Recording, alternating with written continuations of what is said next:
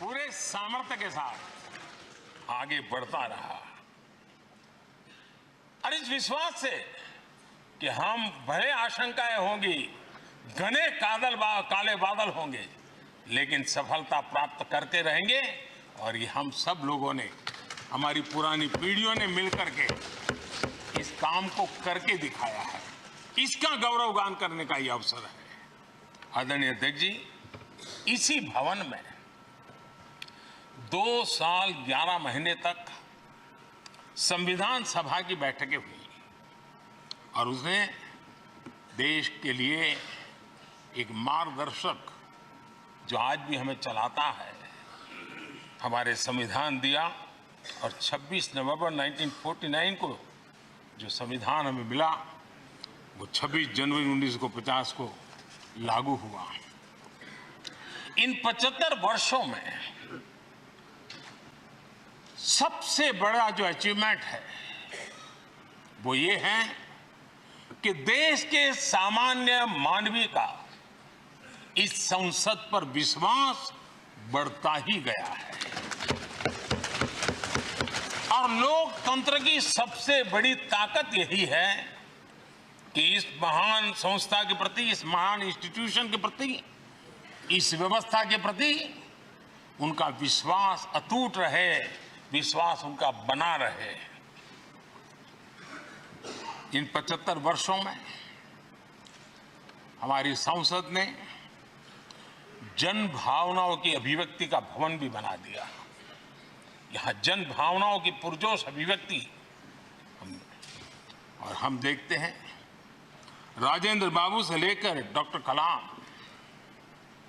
रामनाथ जी कोविंद और अभी द्रौपदी मुर्मू जी, इन सब के संबोधन का लाभ हमारे सदनों को मिला है, उनका मार्गदर्शन मिला है। आदरणीय अध्यक्ष जी,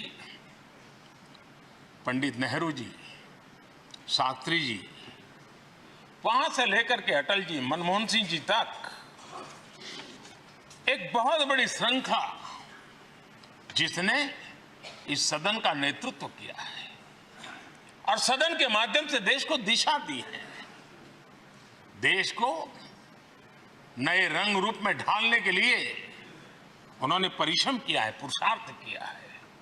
आज उन सब का गौरवगान करने का भी अवसर है। आदरणीय अध्यक्ष जी, सरदार वल्लभ भाई पटेल, लोहिया जी, चंद्रशेखर जी, आडवाणी जी, न जाने अनगिनत नाम, जिन्होंने हमारे इस सदन को समृद्ध करने में, चर्चाओं को समृद्ध करने के लिए, देश के सामान्य से सामान्य व्यक्ति की आवाज को ताकत देने का काम इस सदन में किया है। विश्व के भी अनेक राष्ट्राध्यक्षों ने हमारे इन सदनों को संबोधित करने का भी अवसर आए हैं और उनकी बातों में भी भारत के लोकतंत्र के प्रति आदर का भाव व्यक्त हुआ है। आदरणीय अध्यक्ष जी, उमंग उत्साह के पल के बीच भी कभी सदन की आंख से आंसू भी बहे। यह सदन दर्द से भर गया जब देश को 3 अपने प्रधानमंत्री, उनको अपने कार्यकाल में ही खोने की नौबत आई, नेहरू जी, शास्त्री जी, इंदिरा जी। तब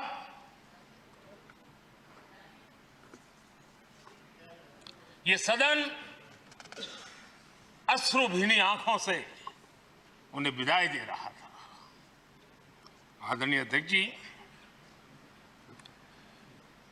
अनेक चुनौतियों के बावजूद भी हर स्पीकर ने, हर सभापति ने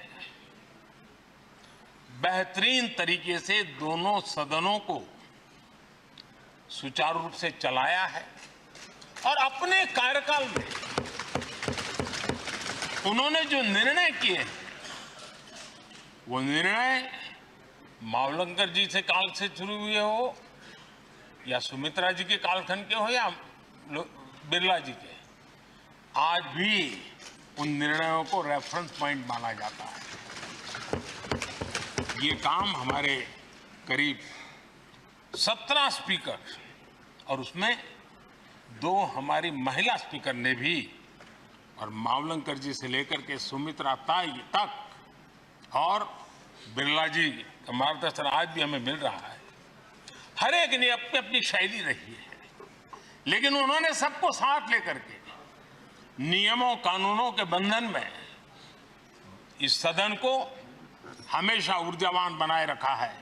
मैं आज उन सभी स्पीकर महोदय को भी आज वंदन करता हूं, अभिनंदन करता हूं। आदरणीय अध्यक्ष जी, ये सही है कि हम जनप्रतिनिधि अपनी अपनी भूमिका निभाते हैं, लेकिन सातत्यपूर्ण तरीके से हमारे बीच जो एक टोली बैठती है, उनकी भी कई पीढ़ियां बदल गई है। कभी कागज लेके दौड़ के आते हैं, उनका भी योगदान कम नहीं है।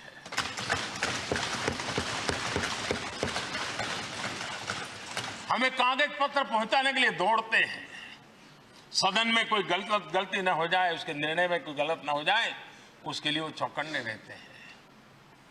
जो काम इनके द्वारा हुआ है, उसने भी सदन के क्वालिटी ऑफ गवर्नेंस में तेजी लाने में बहुत बड़ी मदद की है।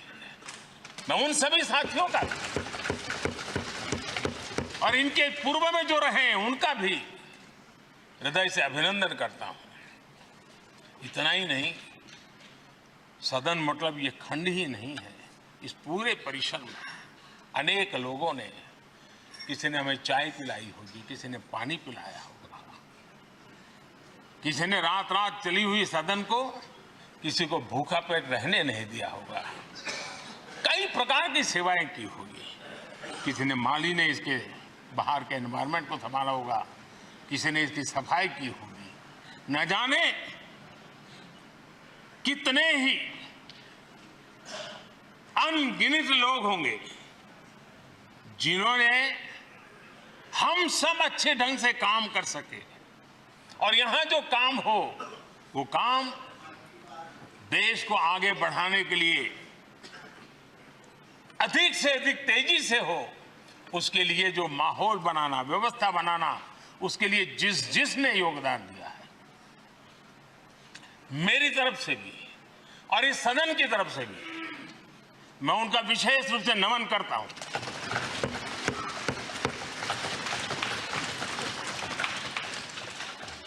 आदरणीय अध्यक्ष जी, लोकतंत्र का ये सदन, आतंकी हमला हुआ, पूरे विश्व में यह आतंकी हमला एक इमारत पर नहीं था, ये मदर ऑफ डेमोक्रेसी एक प्रकार से हमारी जीवात्मा पर यह हमला था। ये देश उस घटना को कभी भूल नहीं सकता है, लेकिन आतंकियों से लड़ते लड़ते सदन को बचाने के लिए और हर सदस्य को बचाने के लिए जिन्होंने अपने सीने पर गोलियां झेली, आज मैं उनको भी नमन करता हूं। हमारे बीच नहीं है, लेकिन उन्होंने बहुत बड़ी रक्षा की है। आदरणीय अध्यक्ष जी, जब आज हम इस सदन को छोड़ रहे हैं, तब मैं उन पत्रकार मित्रों को भी याद करना चाहता हूं जिन्होंने जीवन में, कुछ लोग तो ऐसे हैं जिन्होंने पूरा जीवन अपने कार्यकाल में संसद के काम को ही उन्होंने रिपोर्ट किया है। एक प्रकार से वो जीवंत साक्षी रहे हैं। उन्होंने यहां की पल पल की जानकारी देश तक पहुंचाई, और तब तो ये सारा टेक्नोलॉजी अवेलेबल नहीं थी। तब वही लोग थे जो यहां की बात पहुंचाते थे, और उनका सामर्थ्य था वो अंदर की भी पहुंचाते थे और अंदर के अंदर की भी पहुंचाते थे।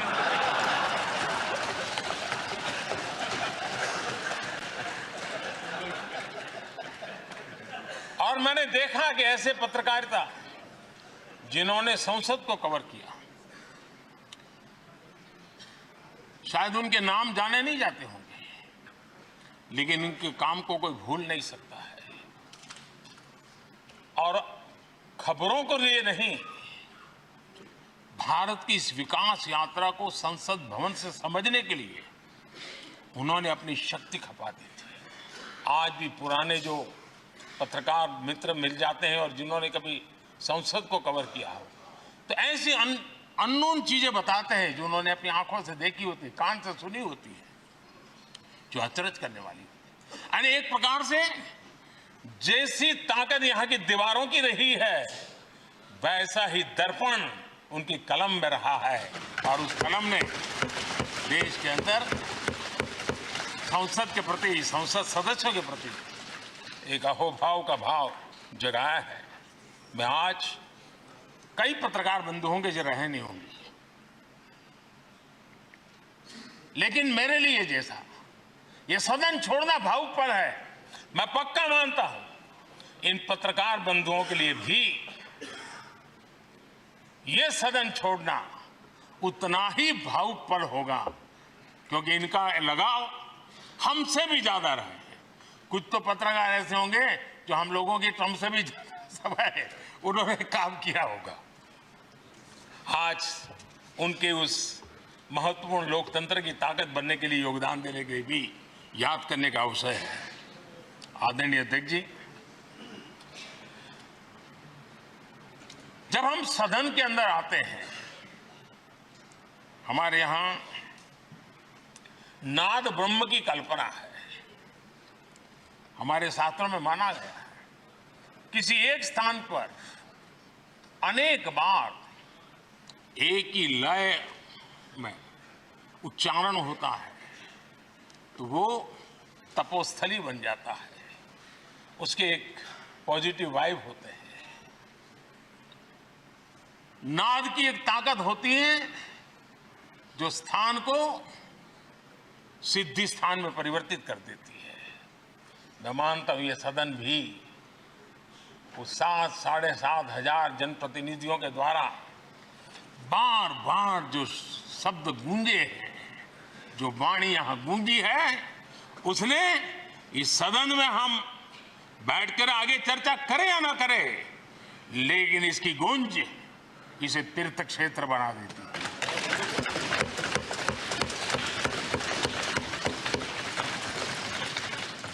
एक जागृत जगह बन जाती है, और लोकतंत्र की प्रति श्रद्धा रखने वाला व्यक्ति आज से 50 साल के बाद भी जब यहां देखने के लिए भी आएगा तो उसे उस गूंज की अनुभूति होगी कि कभी भारत की आत्मा की आवाज यहां पर गूंजती थी।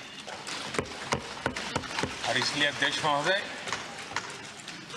ये वो सदन है जहां कभी भगत सिंह, बटुकेश्वर दत्त, उन्होंने अपनी वीरता सामर्थ्य से अंग्रेज सल्तनत को जगा दिया था बम का धमाका करके।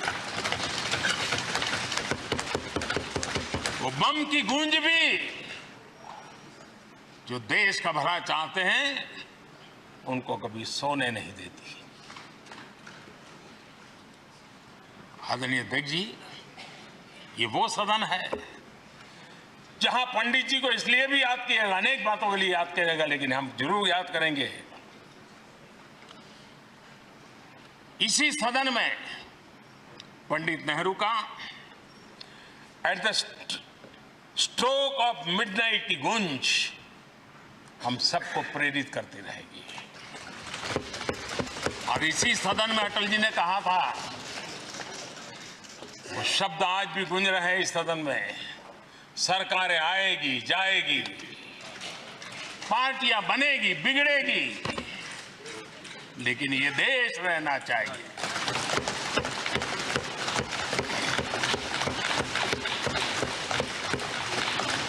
आदरणीय अध्यक्ष जी, पंडित नेहरू की जो प्रारंभिक मंत्रिपरिषद थी, बाबा साहब आम्बेडकर जी एक मंत्री के रूप में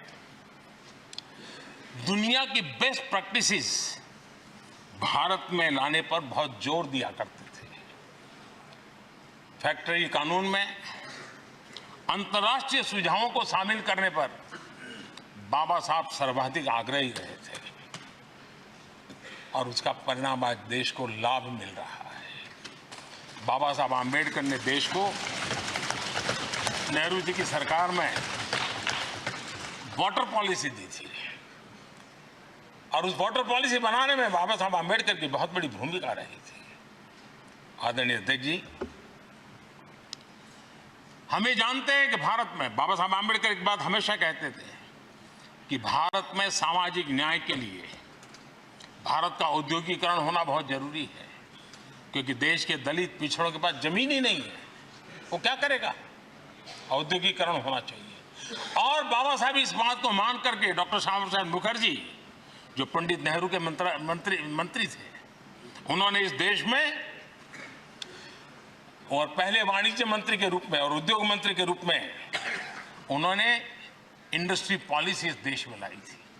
आज भी कितनी ही इंडस्ट्री पॉलिसी बने, लेकिन उसकी आत्मा वही होती है जो पहली सरकार के थी और उनका भी बहुत बड़ा अहम योगदान रहा था। आदरणीय अध्यक्ष जी, लाल बहादुर शास्त्री जी ने 65 के युद्ध में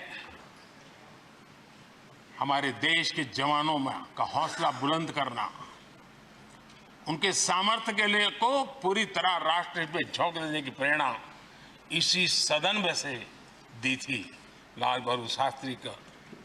और यहीं पर उन्होंने ग्रीन रिवॉल्यूशन के लिए एक मजबूत नींव लाल बहादुर शास्त्री जी ने रखी थी। आदरणीय अध्यक्ष जी, बांग्लादेश की मुक्ति का आंदोलन और उसका समर्थन भी इसी सदन ने इंदिरा गांधी के नेतृत्व में किया था। इसी सदन ने इमरजेंसी में लोकतंत्र पर होता हुआ हमला भी देखा था और इसी सदन ने भारत के लोगों की ताकत को एहसास कराते हुए मजबूत लोकतंत्र की वापसी भी इसी सदन ने देखी थी। वो राष्ट्रीय संकल्प भी देखा था, ये सामर्थ्य भी देखा था। आदरणीय अध्यक्ष जी, ये सदन इस बात का हमेशा ऋणी रहेगा क्योंकि इसी सदन में हमारे पूर्व प्रधानमंत्री चरण सिंह जी ने ग्रामीण मंत्रालय का गठन किया था, रूरल डेवलपमेंट मिनिस्ट्री। इसी सदन में मतदान की उम्र 21 से 18 करने का निर्णय हुआ था और देश की युवा पीढ़ी को इसका योगदान देने के लिए प्रेरित किया गया, उत्साहित किया गया था। हमारे देश ने गठबंधनों की सरकारें देखी, वीपी सिंह जी हो, चंद्रशेखर जी, और बाद में एक सिलसिला चला। लंबे अरसे से दिशा में देश जा रहा था, आर्थिक नीतियों के बोझ तले देश दबा हुआ था, लेकिन नरसिम्हा राव की सरकार थी जिन्होंने हिम्मत के साथ पुरानी आर्थिक नीतियों को छोड़ करके नई राह पकड़ने का फैसला किया था, जिसके आज देश को परिणाम मिल रहे हैं। अटल बिहारी वाजपेयी जी का सरकार भी हमने इसी सदन ने देखी। सर्व शिक्षा अभियान देश में आज वो महत्वपूर्ण बन गया है।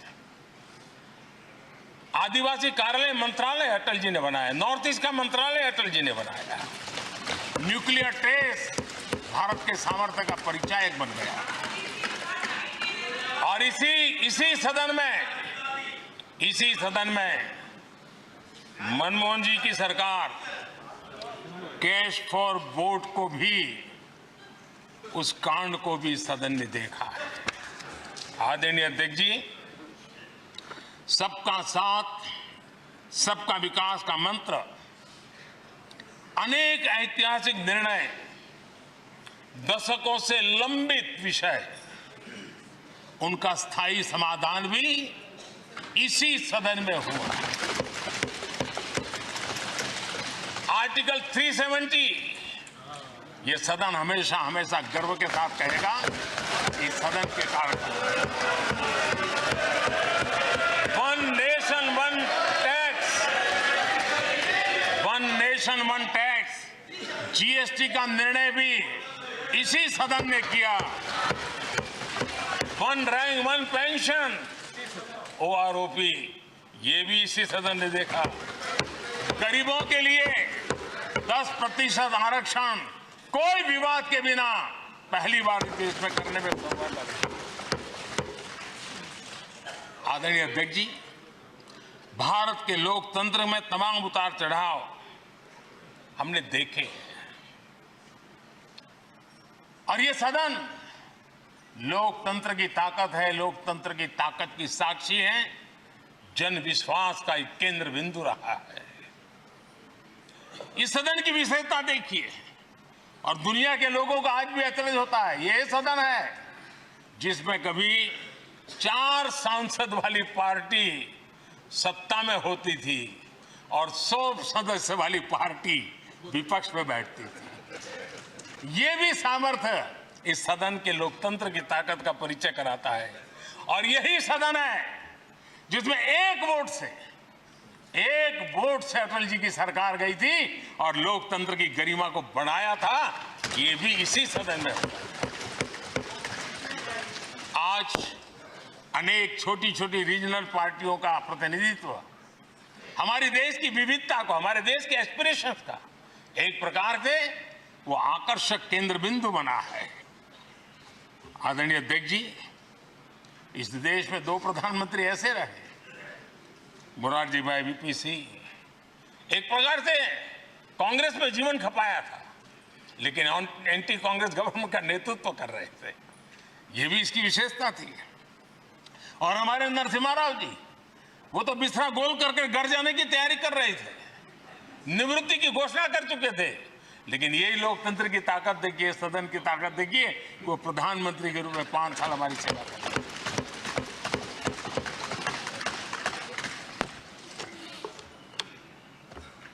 आदरणीय अध्यक्ष जी, सबकी सहमति से कठिन कार्य होते हुए हमने देखे हैं।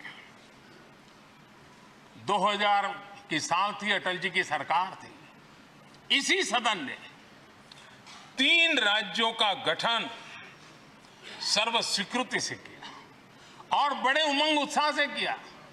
जब छत्तीसगढ़ की रचना हुई तो उत्सव छत्तीसगढ़ ने भी मनाया, उत्सव मध्य प्रदेश ने भी मनाया। जब उत्तराखंड की रचना हुई तो उत्सव उत्तराखंड ने भी मनाया, उत्सव उत्तर प्रदेश ने भी मनाया। जब झारखंड की रचना हुई तो उत्सव झारखंड ने भी मनाया, उत्सव बिहार ने भी बताया। ये हमारे सदन का सामर्थ्य, सब सहमति का वातावरण बना करके। लेकिन कुछ कड़वी यादें वो भी हैं कि तेलंगाना के हक को दबोचने के लिए भारी प्रयास हुए, खून की नदियां भी बही और बनने के बाद न तेलंगाना उत्सव मना पाया, न आंध्र उत्सव मना पाया। एक कटुता के बीज बो दिए गए। अच्छा होता उसी उमंग और उत्साह के साथ हम तेलंगाना का निर्माण करते तो एक नई ऊंचाई पर आज तेलंगाना पहुंच चुका होता। आदरणीय अध्यक्ष जी, संविधान सभा ने, आदरणीय अध्यक्ष जी, इस सदन की परंपरा रही है। संविधान सभा ने उस समय अपना दैनिक भत्ता 45 रुपये से कम करके 40 कर दिया था। उनको लगा हमें इसको कम करना चाहिए।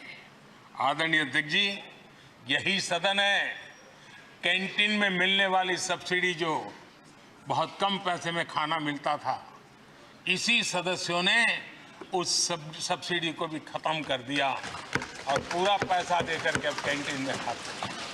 आदरणीय अध्यक्ष जी, कोरोना काल में जब जरूरत पड़ी तो यही सांसद जिन्होंने एमपी लेड फंड को छोड़ दिया और देश को इस संकट की घड़ी में मदद करने के लिए आगे आए।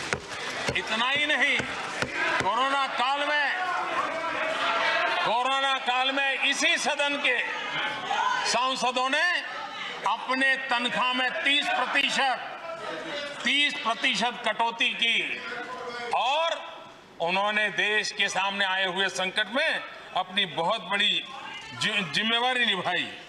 आदरणीय अध्यक्ष जी, हम गर्व से कह सकते हैं ये सदन में बैठे हुए लोग भी कह सकते हैं, हमारे पूर्वज जो सदन में बैठे थे वो भी कह सकते हैं कि हम ही लोग हैं जिन्होंने हम पर डिसिप्लिन लाने के लिए हमारे यहां जनप्रतिनिधित्व कानून में समय समय पर कठोरता बरती। नियम हमने ही लादे, हमने ही तय किया कि नहीं, जनप्रतिनिधि के जीवन में ये नहीं हो सकता। मैं मानता हूं ये जीवंत लोकतंत्र का बहुत बड़ा उदाहरण है और ये सदन ने दिया है, यही माननीय सांसदों ने दिया है और हमारी पुरानी पीढ़ी के सांसदों ने दिया है। और मैं मानता हूं कि कभी कभी उन चीजों को भी याद करना चाहिए। आदरणीय अध्यक्ष जी, हम जो वर्तमान सांसद हैं उनके लिए तो ये विशेष सौभाग्य का अवसर है। सौभाग्य का अवसर इसलिए है कि हमें इतिहास और भविष्य दोनों की कड़ी बनने का अवसर मिला है।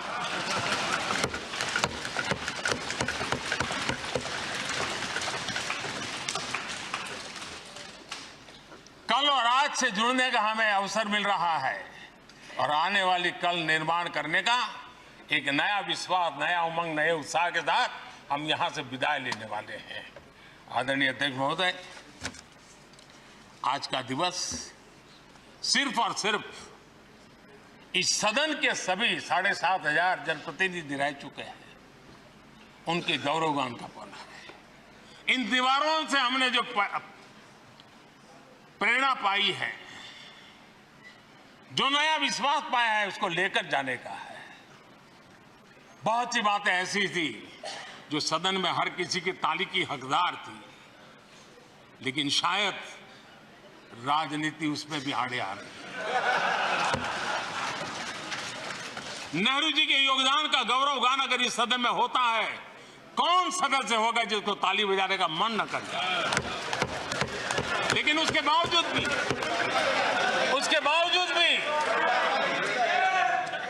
बावजूद भी देश के लोकतंत्र के लिए बहुत जरूरी है हम सब ने अपने यहां सोच लें। आदरणीय अध्यक्ष जी, मुझे पूरा विश्वास है कि आपके मार्गदर्शन में और इस अनुभवी माननीय सांसदों के सामर्थ्य से हम नई संसद में जब जाएंगे तो नए विश्वास के साथ जाएंगे। मैं फिर एक बार आज पूरा दिवस आपने इन पुरानी स्मृतियों को ताजा करने के लिए दिया, एक अच्छे वातावरण में सबको याद करने का मौका दिया। इसके लिए मैं आप सब का आपका हृदय से आभार व्यक्त करता हूं और मैं सभी सदस्यों से आग्रह करूंगा कि अपने जीवन की ऐसी मधुर यादों को यहां हम जरूर व्यक्त करें ताकि देश तक पहुंचे कि सचमुच में ये हमारा सदन, ये हमारे जनप्रतिनिधियों की गतिविधि सच्चे अर्थ में देश को समर्पित है, इसका भाव लोगों के तक पहुंचे। इसी एक अपेक्षा के साथ मैं फिर एक बार इस धरती को प्रणाम करता हूं, इस सदन को प्रणाम करता हूं। भारत के मंदिरों से बनी हुई हर एक दीवार के हर एक ईंटे को प्रणाम करता हूं और पिछले 75 साल में भारत के लोकतंत्र को नया सामर्थ्य शक्ति देने वाले हर गुंज को, उस नाद ब्रह्म को नमन करते हुए मेरी वाणी को विराम कर देता हूं। बहुत बहुत धन्यवाद। माननीय सदस्यगण, माननीय प्रधानमंत्री जी ने इस सदन की सीख, अनुभव, यहाँ की प्रेरणा, यहाँ की गूंज के बारे में व्यक्त किया है। मैं ये अपेक्षा करूँगा कि आज का दिन इसी तरीके से सकारात्मक वातावरण में हम चर्चा करें, सकारात्मक विषय रखें और जो कुछ भी यहाँ से सीखा है, हमारे पूर्वजों ने जो कुछ भी इस देश को, लोकतंत्र को दिया है, उसके बारे में सकारात्मक विचार रखें। आप सभी को बहुत बहुत धन्यवाद। अधीर रंजन चौधरी जी।